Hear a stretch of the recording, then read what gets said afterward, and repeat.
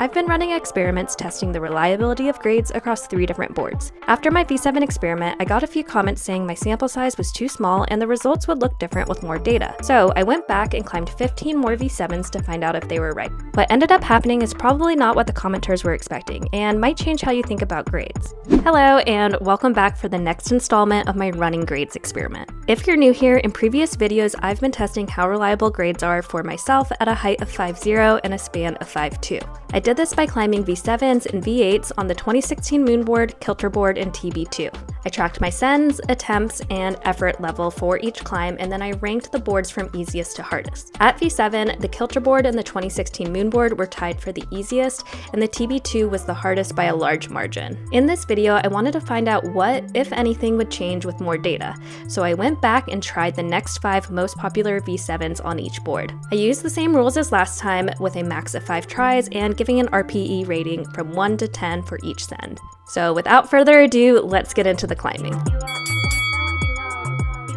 Starting things off with chortle on the Kilter Board. As noted, all of the climbs in this video were filmed pre-Kilterpocalypse, and I am very delayed in editing this video, so everything is being edited post-Kilterpocalypse, but because I did these climbs with the old app, these were the next 5 most popular V7s in the old app. Since there were so many changes that happened with the new app, I'm sure this will affect my future experiments, but yeah, these videos were filmed in September and October of 2025, so that goes to show you how behind I am in my editing.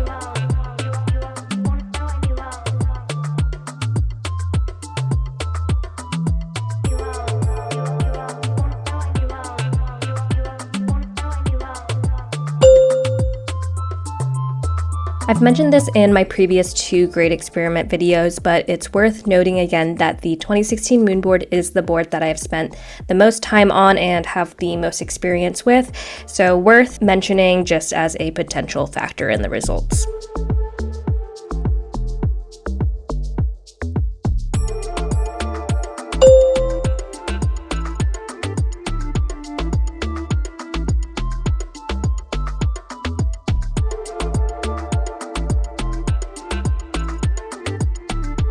I had a bit of a rough start with the first climb on the TB2. This climb has kind of these larger pinch holds and bigger movement on it, and it's just something that I find more challenging. I will, however, call myself out, and it does look like I kind of just dropped off and gave up there. What was interesting about this is I actually filmed this climb on the same day that I filmed a number of the V8 climbs for the 7B experiment, and I had a really good overall session, so it wasn't anything particular to the day. I think it just had to do with the style of the climb.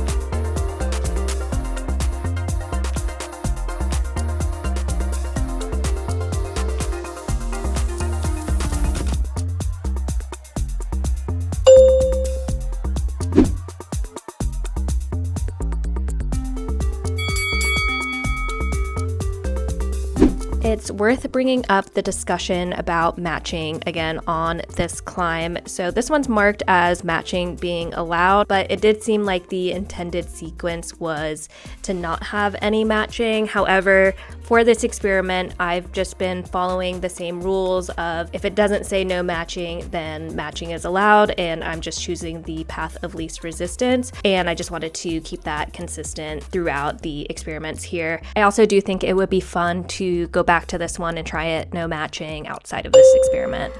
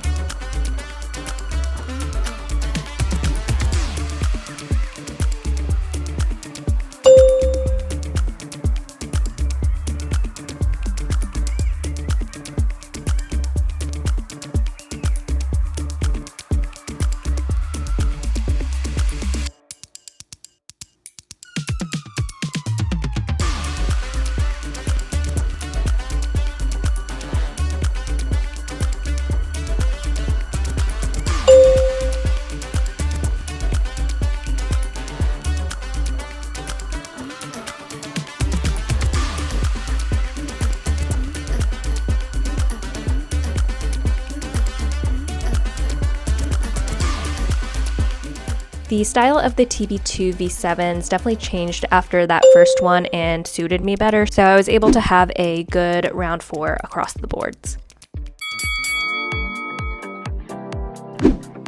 This was pretty hilarious that I had to climb up to the start holds of this one since the kicker on our kilter is pretty tall and I wasn't able to reach them.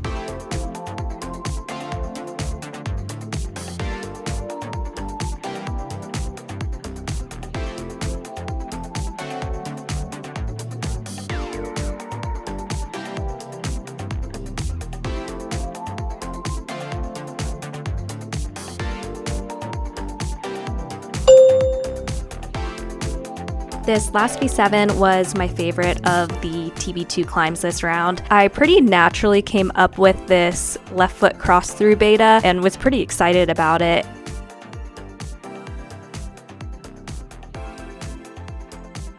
And then unfortunately just had kind of a foot slip, and again, maybe could have just tried a little bit harder to stay on. And then it took me a second to get back through that initial sequence.